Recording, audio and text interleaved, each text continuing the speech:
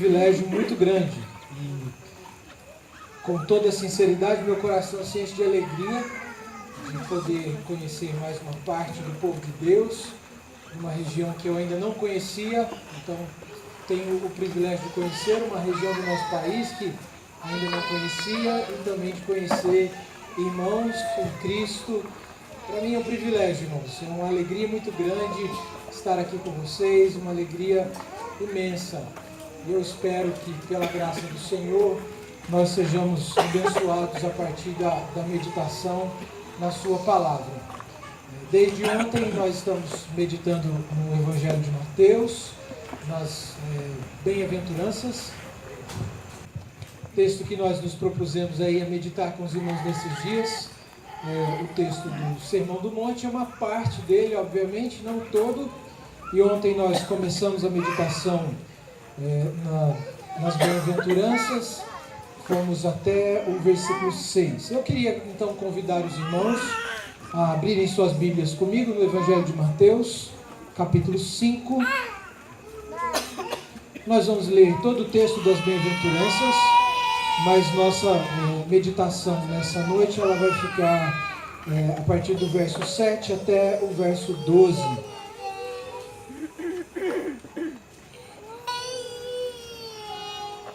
Evangelho de Mateus, capítulo 5.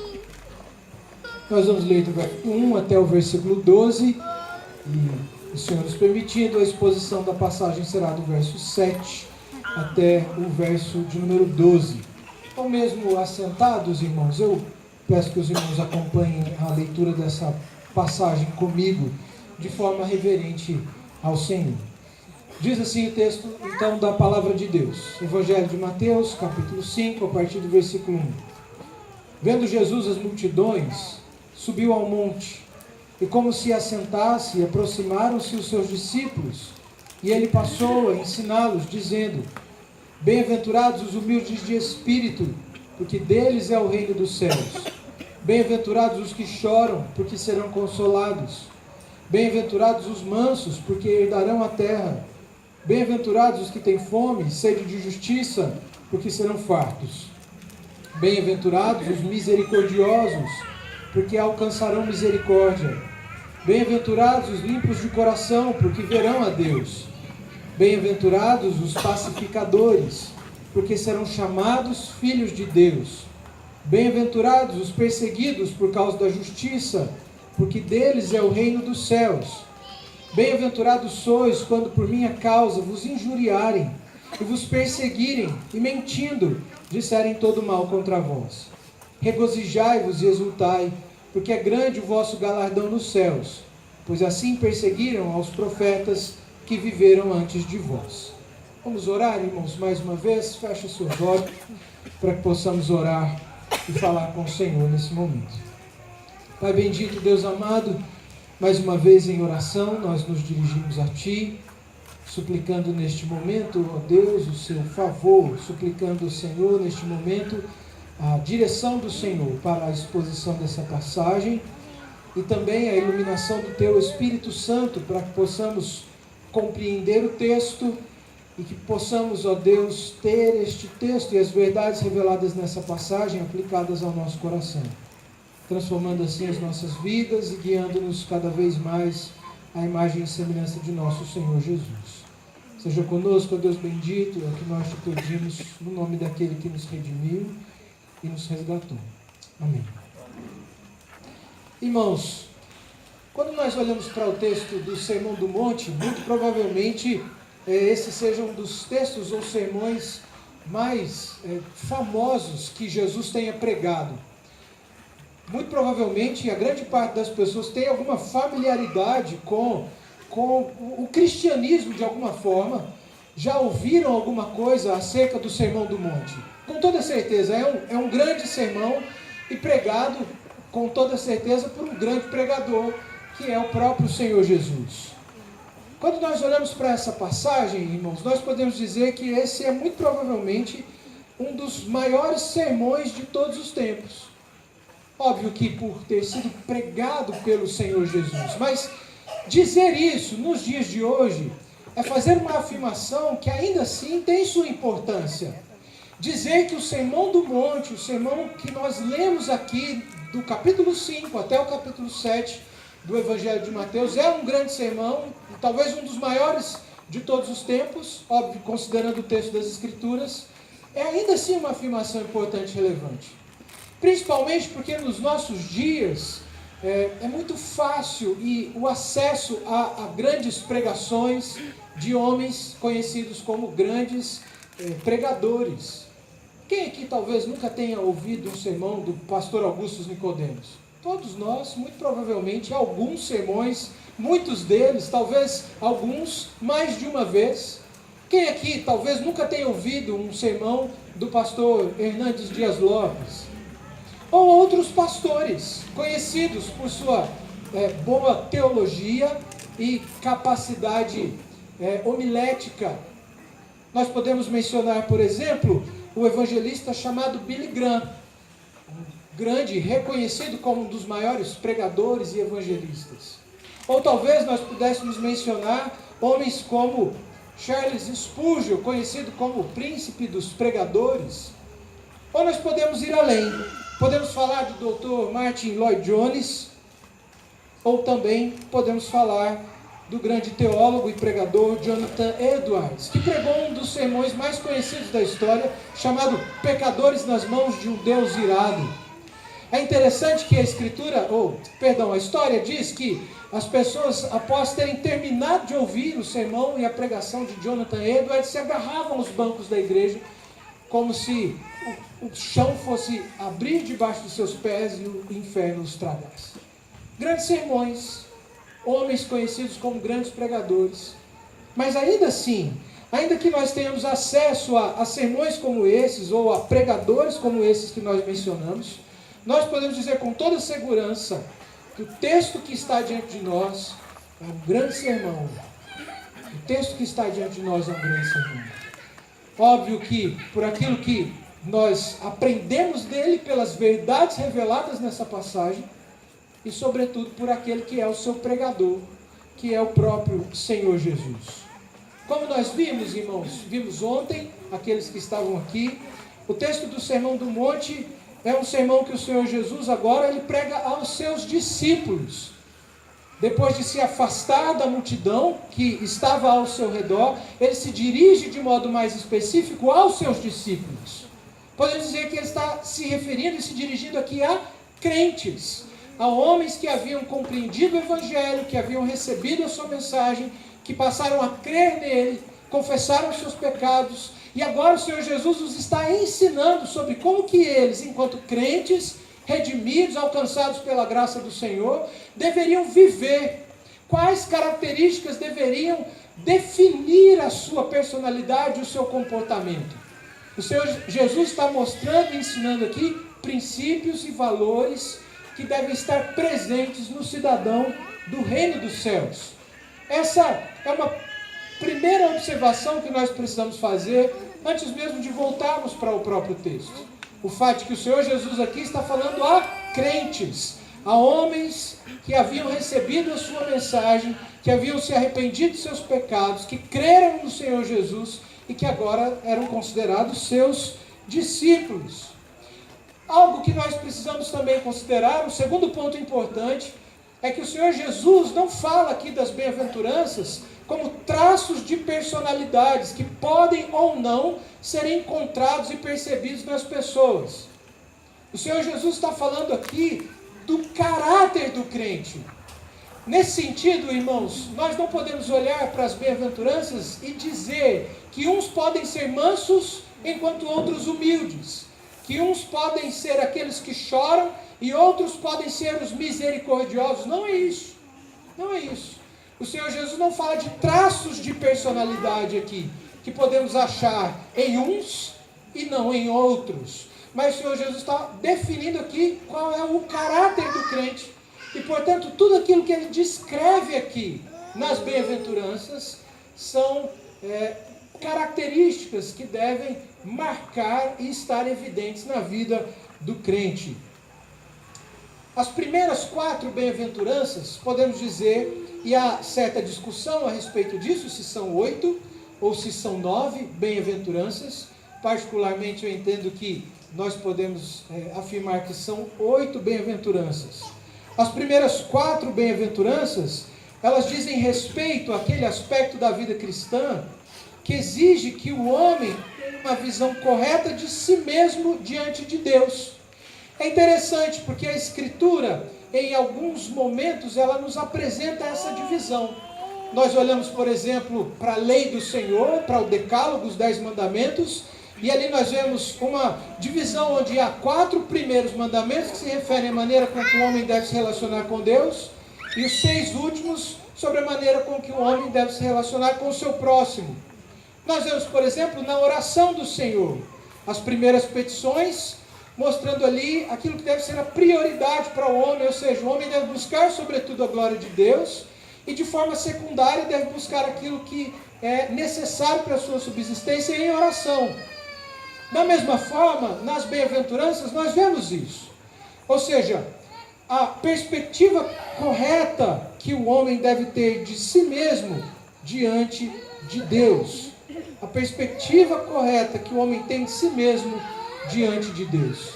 Ou seja, ao contemplar a santidade de Deus, ao contemplar a glória de Deus, ao contemplar a sua majestade, ao contemplar a sua graça e a sua misericórdia, nós assim teremos uma visão correta de nós mesmos.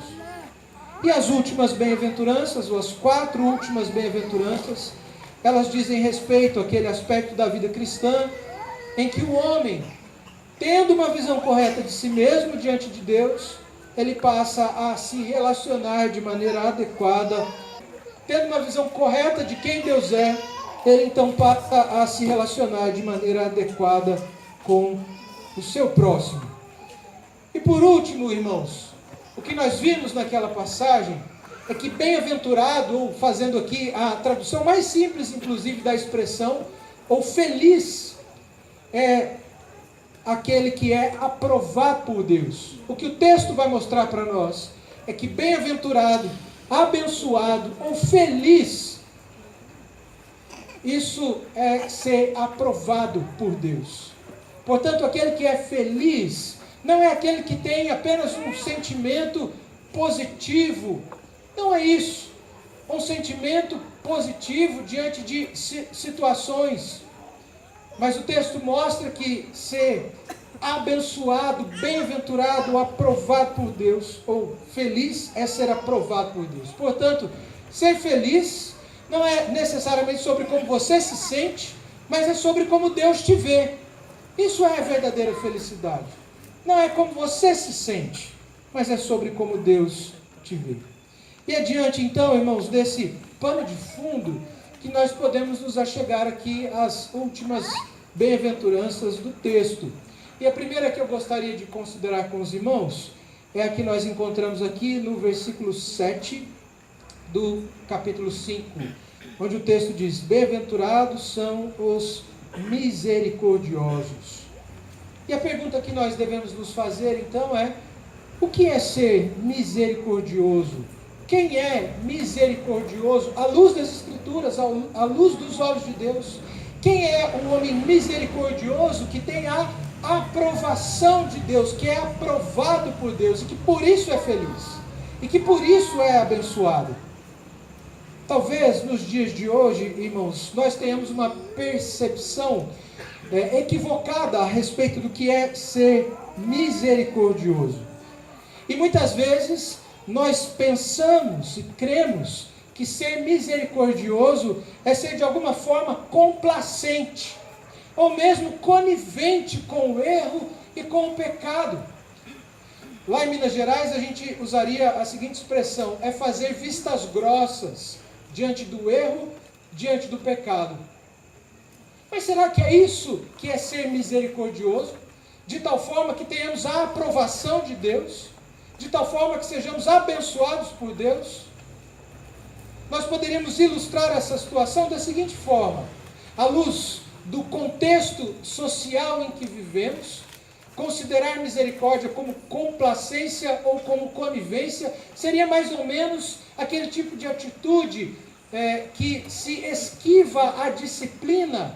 Por exemplo, numa situação em que o jovem tem relações sexuais com a sua namorada antes de se casar. E aí nós pensaríamos da seguinte forma: não vamos reprovar, porque afinal de contas hoje em dia nós vivemos assim. Assim vive a sociedade. Ou não vamos reprovar, porque se reprovarmos e disciplinarmos, eles vão sair da igreja. Ou quando nós deixamos de reprovar ou disciplinar o fofoqueiro, porque afinal de contas nós tememos que eles saiam da igreja. Isso é ser misericordioso? Isso é tratar de fato com amor e com misericórdia o pecador à nossa volta, o nosso irmão em Cristo Jesus? É claro, irmãos, que nós não podemos entender que isso seja misericórdia. Mas o que seria então? O que é ser misericordioso à luz do Evangelho de nosso Senhor Jesus? Pastor Martin Lloyd Jones, definindo o que é ser misericordioso à luz das Escrituras, ele afirma que essa misericórdia, ela é uma espécie de simpatia interna, acompanhada de atos externos em relação às tristezas e sofrimentos do próximo. Ou seja, mais uma vez, uma simpatia interna acompanhada de atos externos em relação às tristezas e sofrimentos do próximo. Nós temos nas Escrituras um grande exemplo disso. E nós podemos olhar o que o texto das Escrituras nos ensina no Evangelho de Lucas, capítulo 10, versículo 25 até o versículo 36, quando o próprio Senhor Jesus, ele propõe ali a parábola do samaritano. E é um texto muito conhecido de nós. E talvez um dos textos das Escrituras que mais nos ensina acerca do que é ser de fato misericordioso, do que é ter essa simpatia interna pelo sofrimento do próximo, de tal forma que essa simpatia seja acompanhada por atos efetivos, buscando aliviar as dores e o sofrimento daquele que está à nossa volta. O texto, então, do Evangelho de Lucas, capítulo 10, nos propõe ali a parábola do samaritano. E o texto das Escrituras diz que o próprio Senhor Jesus, ele propõe aquela parábola num contexto onde ele estava ali confrontando mestres da lei, onde ele estava ali confrontando judeus que eram conhecidos pela sua religiosidade e que, como em vários e diversos momentos, queriam apanhar Jesus em alguma falta. E Jesus, de forma extremamente sábia, ele então se dirige àqueles homens e ele propõe essa parábola, a parábola do bom samaritano. E o que é importante nós lembrarmos, irmãos, para considerarmos essa passagem, é que historicamente os judeus eles eram inimigos dos samaritanos. Havia uma inimizade, uma hostilidade dos judeus em relação aos samaritanos.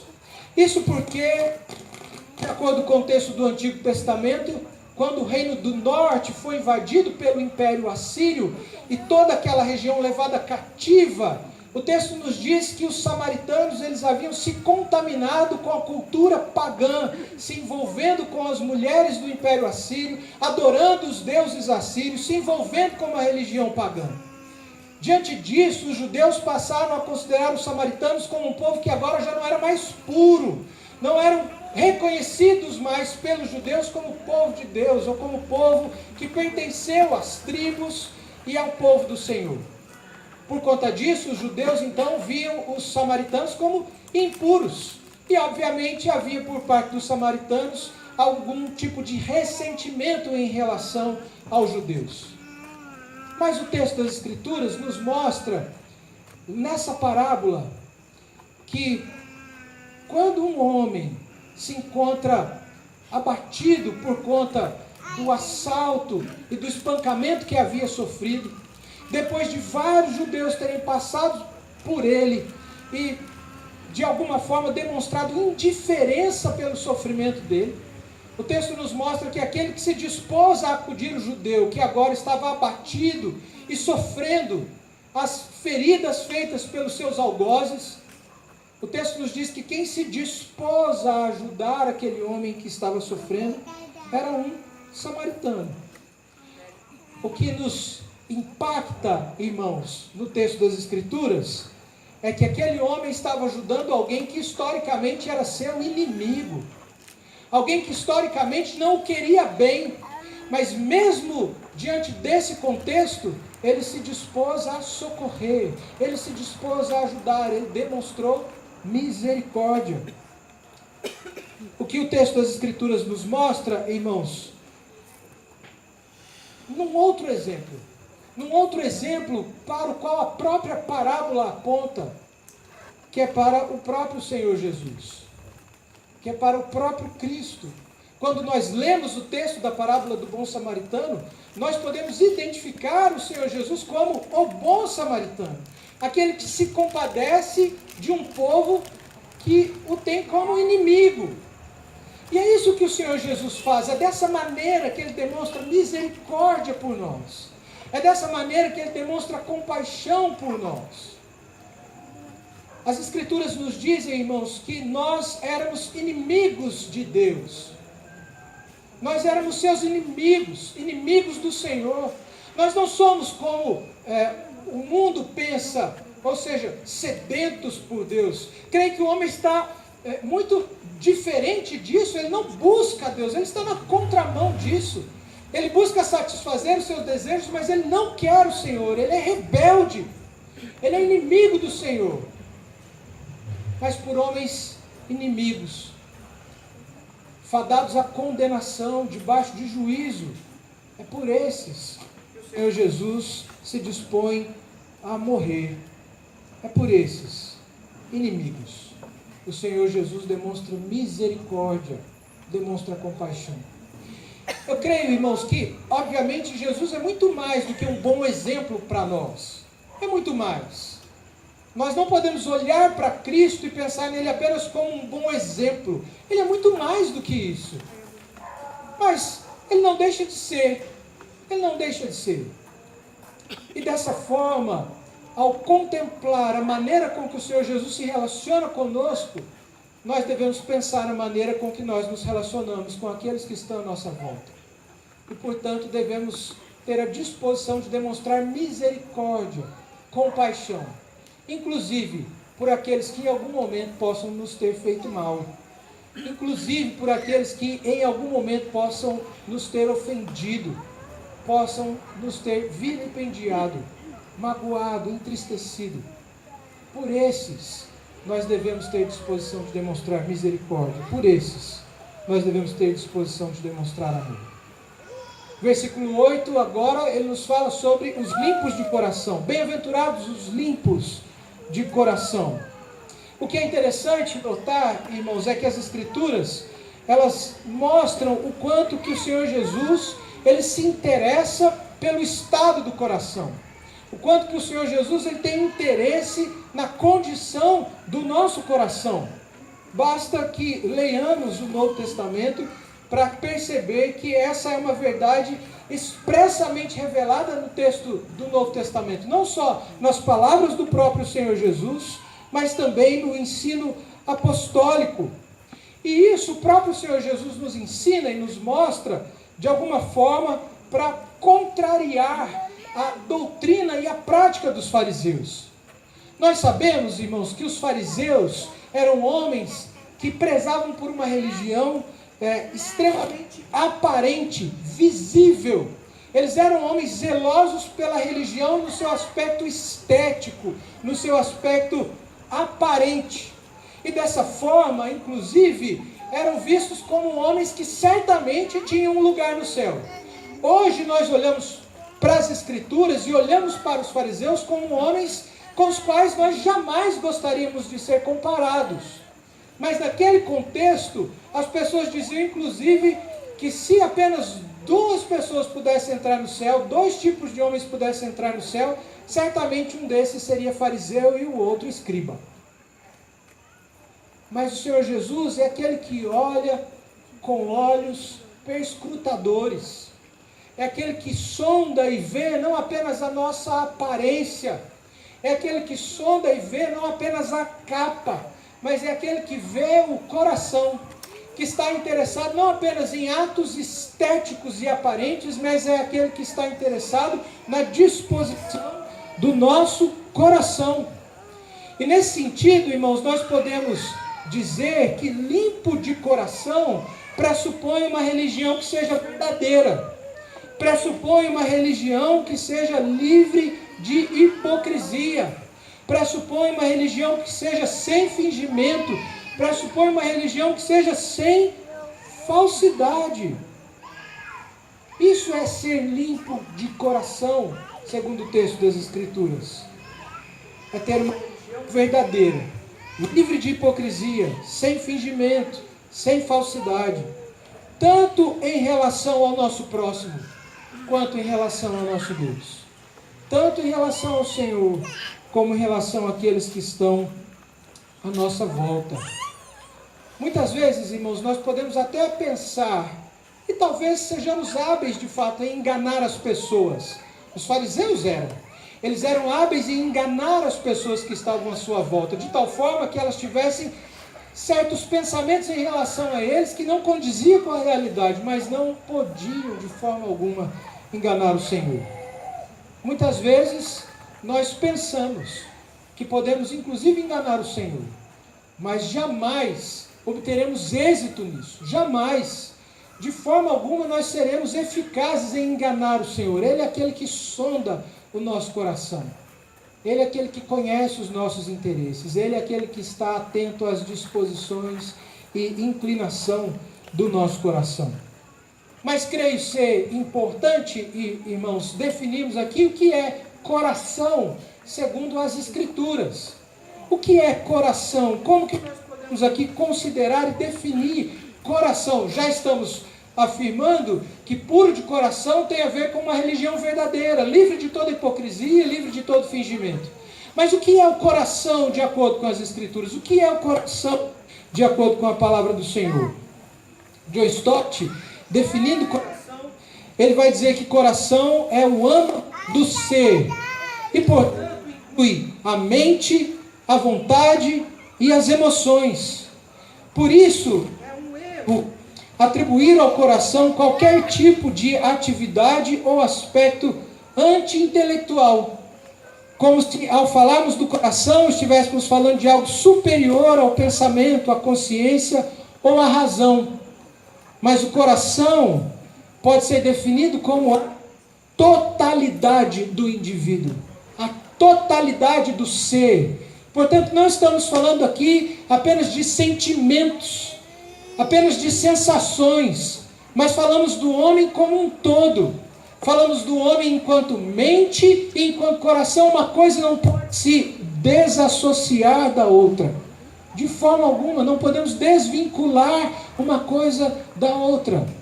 Portanto, essa religião sem hipocrisia, essa religião sem fingimento, é uma religião que deve ser a expressão do homem como um todo.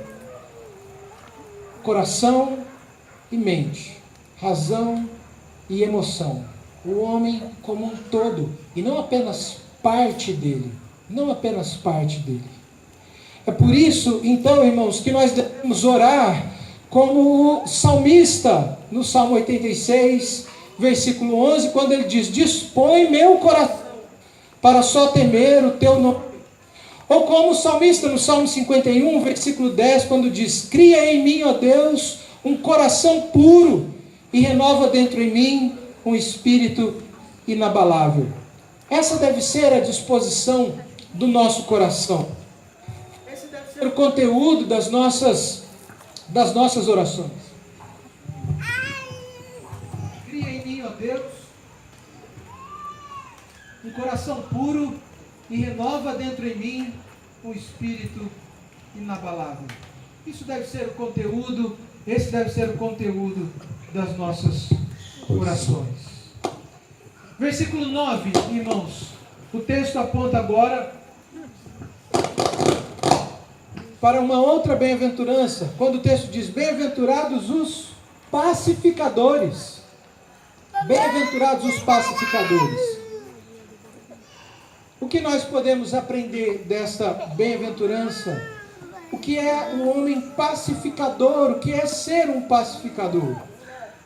E isso é interessante, irmãos, porque os judeus, no contexto do primeiro século, eles esperavam um Jesus que viesse para reinar politicamente. Eles tinham uma perspectiva a respeito do reino de Deus que não era espiritual, mas era material. era política, era social. Tinham inclusive uma perspectiva de entender que o Messias viria para estabelecer Israel como a nação comandante ou regente sobre todas as outras, derrubando inclusive o Império Romano. Mas é nesse contexto de uma expectativa política, militar, bélica, é que aqui o Senhor Jesus está dizendo: bem-aventurados os pacificadores. Bem-aventurados os pacificadores. O que é então ser um pacificador?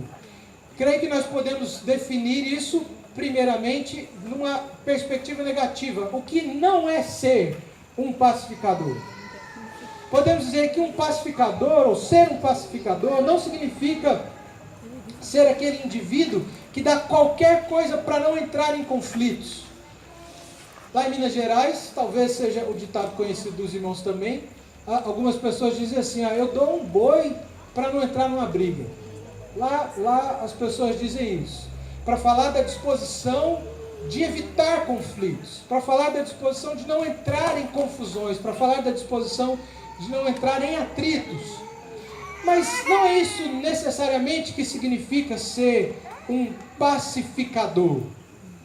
O pacificador não é necessariamente um apaziguador, não é isso. Mas positivamente falando, então, o que é ser um pacificador? Podemos dizer que o pacificador é alguém que está disposto a fazer tudo o que for possível para que a paz seja instaurada e mantida. Ou seja, o pacificador é aquele que não provoca conflitos. Não só não provoca conflitos, mas que tudo faz a fim de estabelecer a paz. Ele é aquele que não apenas não provoca conflitos, mas é aquele que também toma ações e medidas efetivas para o estabelecimento da paz. De modo prático, como que nós podemos fazer isso? Como isso se dá? Como se dá a ação do pacificador? Nós podemos falar de forma prática, considerando muitas coisas, mas eu quero considerar apenas duas com os irmãos. E a primeira delas, quando nós falamos a respeito da ação do mediador, do pacificador, nós podemos dizer que o pacificador é aquele indivíduo que, acima de tudo, ele é aquela pessoa que aprende a não falar o que não deve. Esse é o pacificador. Ele é aquele que aprende a não falar demais. É aquele que aprende a não falar o que não deve. Nós aprendemos das Escrituras, irmãos, que se todos pudéssemos controlar a língua, haveria muito menos discórdia no mundo. O texto de Tiago, capítulo 1, versículo 19, diz: todo homem, pois, seja pronto para ouvir, tardio para falar, tardio para se irar. Podemos assegurar que essa é uma das melhores maneiras de uma pessoa ser pacificadora, ou seja, quando ela aprende simplesmente a não abrir a boca. Esse é o ponto. Assim nós podemos ser indivíduos pacificadores. Pastor Martin Lloyd-Jones, ele diz o seguinte: que os homens se organizem para lutar e que também se organizem para a paz, mas que parem de falar tanto. Uma das primeiras coisas a fazer quando se quer estabelecer a paz é saber quando calar. A segunda maneira prática de sermos pacificadores, nós podemos falar que é tomando a iniciativa na reconciliação, tomando a iniciativa para o estabelecimento da paz. Nós podemos ver isso, por exemplo, no texto de Romanos, capítulo 12, versículo 20, quando o texto diz assim: pelo contrário, se o teu inimigo tiver fome, dá-lhe de comer. O texto mostra, irmãos, que mesmo inimigos devem ser alvos das nossas ações misericordiosas. O texto mostra que, mesmo em relação aos inimigos, nós devemos tomar a iniciativa de buscar estabelecer o relacionamento e, portanto, restabelecer a paz. Essa deve ser a nossa ação, assim deve ser a nossa atitude. Nós não devemos nos ver como vítimas das ações dos nossos inimigos e, portanto, como aqueles que devem se esquivar da responsabilidade de estabelecer a paz. mas nós devemos ser aqueles que, mesmo em relação aos nossos ofensores, tomamos a iniciativa de restabelecer o relacionamento. Mais uma vez, nós olhamos para o Senhor Jesus e podemos ver que Ele é o grande exemplo disso. Ainda que nós tenhamos sido seus ofensores, ainda que nós tenhamos quebrado a lei, ainda que nós tenhamos sido os rebeldes em estado e condição de rebelião, Ele é aquele que tomou a iniciativa na reconciliação. E nós devemos louvar ao Senhor por isso, porque se não fosse Ele, nós jamais daríamos esse passo. Enquanto ofensores, nós jamais nos disporíamos a pedir perdão, mas só o fazemos, porque Ele fez primeiro. Portanto, irmãos, na vida cristã, não há espaço para inimizades. Na vida cristã, não há espaço para indisposição em relação às pessoas, mesmo em relação àqueles que nos tenham feito mal. Mas talvez você se pergunte, mas pastor, eu já tentei, e as pessoas se recusaram. Bom, irmãos, o que nós precisamos fazer, nós temos que fazer, independente da reação ou da resposta das pessoas. Mas o que as Escrituras nos dizem é que no que depender de nós devemos ter paz uns com os outros. E isso não exclui os nossos inimigos. Isso não exclui aqueles que, por sua vez, possam nos ter feito mal. Por último, irmãos, nós chegamos aqui no texto das Escrituras que diz que bem-aventurados são os que são perseguidos por causa da justiça. E o texto chega aqui no seu clímax, o texto chega aqui no seu final. E a passagem então nos diz que depois de nós buscarmos desenvolver um relacionamento correto com o Senhor, depois de nós buscarmos desenvolver um relacionamento correto com o próximo, buscarmos a reconciliação, buscarmos a misericórdia, buscarmos perdoar, demonstrar perdão, buscarmos pedir perdão, depois de tudo isso, o que o texto nos mostra é que aquilo que nos espera é a perseguição. Depois de tudo isso, o que o texto nos mostra é que o que nos espera é a hostilidade. É isso que o texto das Escrituras diz. Nós não deveríamos nos espantar com isso, irmãos. O próprio apóstolo Paulo, ele vai dizer, quando escreve ao seu filho espiritual, o jovem pastor Timóteo, afirmando que todos aqueles que quiserem viver piedosamente serão perseguidos. Todos aqueles que quiserem viver piedosamente serão perseguidos. É por isso, irmãos, que o Sermão do Monte e as Bem-aventuranças são um sermão que vão na contramão do mundo, que vão na contramão das inclinações, interesses e disposições do mundo.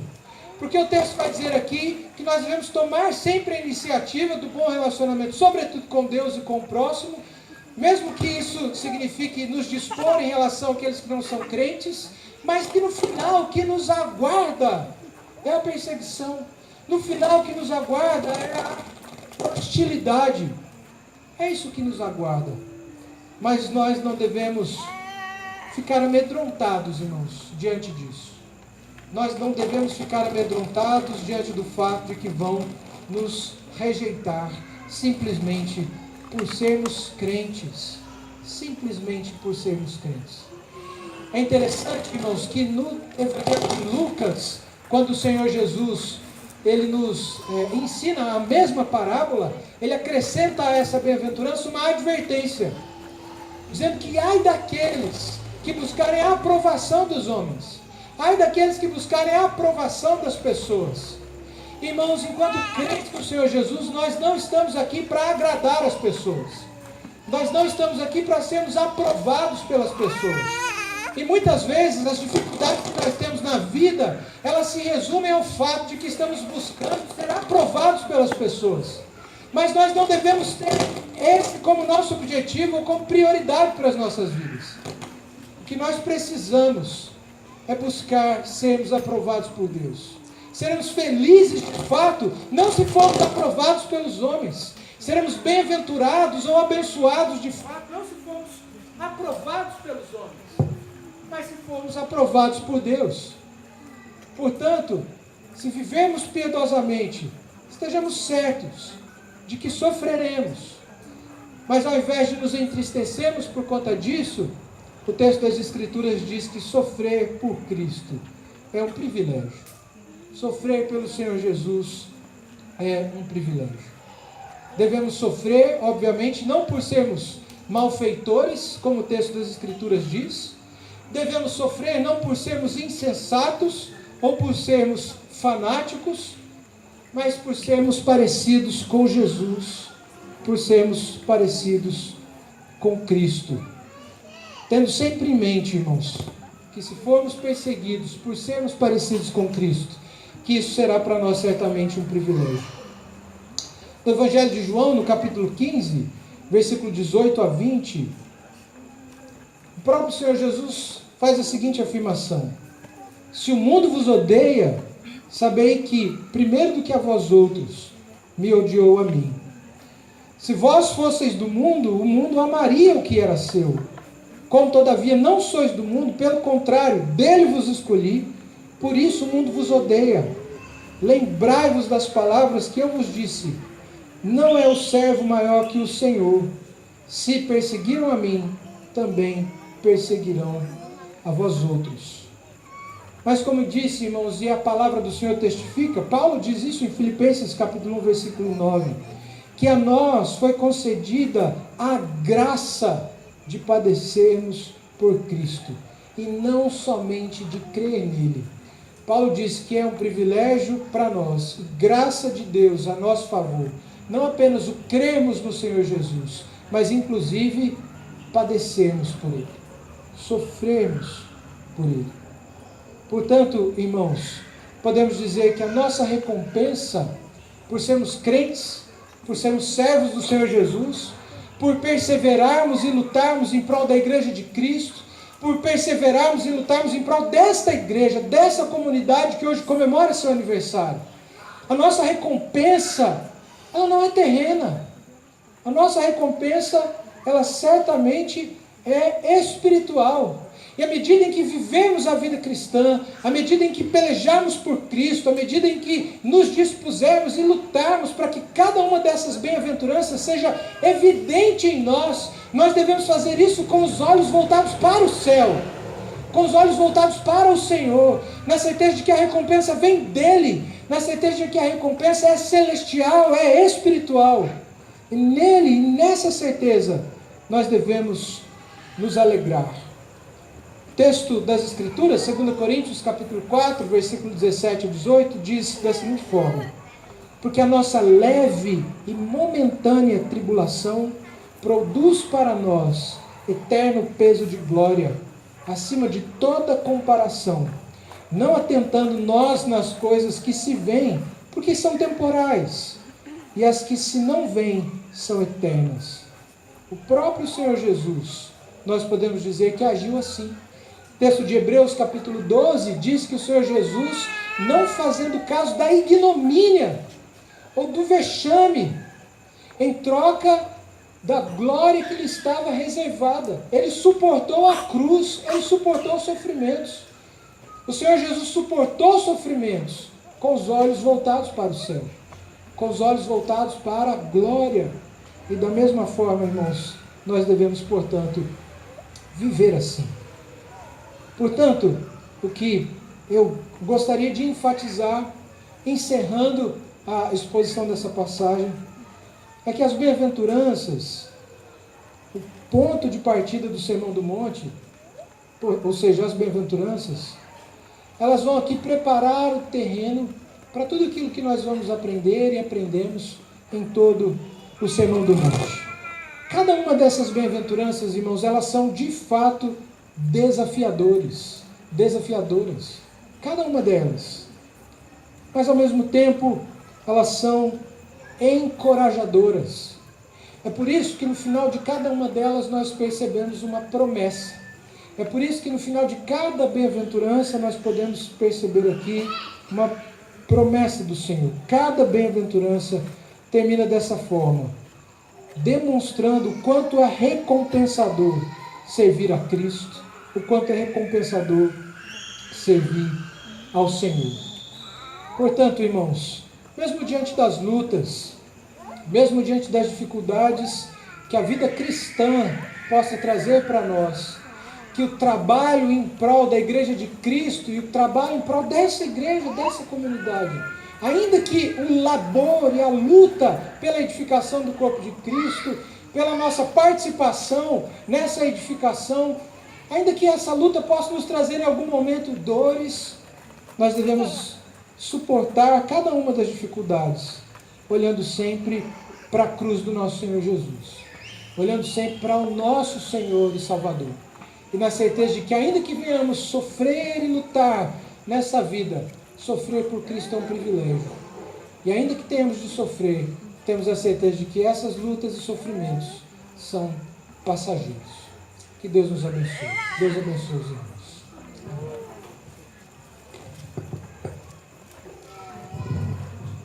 Vamos nos colocar de pé, meus irmãos, e vamos orar ao nosso Deus.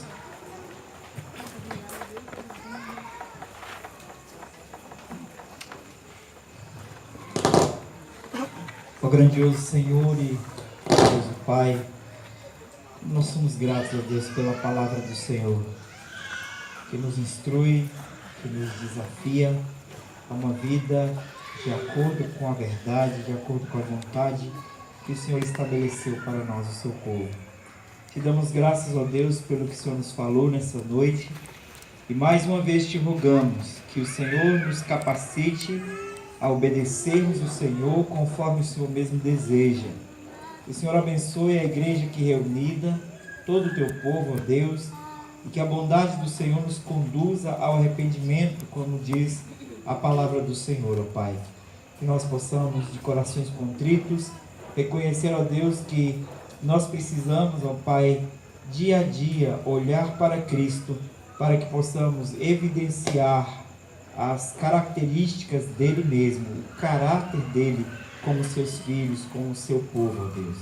Pedimos, ó Pai, que o Senhor continue derramando sua graça sobre nós e sobre o teu servo, reverendo Benhur, também sobre sua família, ó Pai, que ficou em casa, que o Senhor os guarde, os abençoe, no nome santo de Jesus. Te agradecemos por este momento, te louvamos porque o Senhor, por meio de nosso Salvador Jesus Cristo, nosso mediador, recebeu nosso culto para o louvor e glória do teu nome, ó Pai, e te louvamos, ó Deus, porque sabemos que o Senhor continuará nos abençoando sempre e que o Senhor tem muito mais para nós, o teu povo, conforme nos promete a palavra do Senhor. Agora pedimos que o Senhor derrame sua graça e bênção sobre nós, que o Senhor continue nos fortalecendo, ó Pai, para que possamos, ó Deus, continuar servindo ao Senhor enquanto o Senhor não vem, aguardando o teu retorno. É para a glória do Senhor que nós oramos e te agradecemos mais uma vez pela palavra do Senhor. Amém. Amém.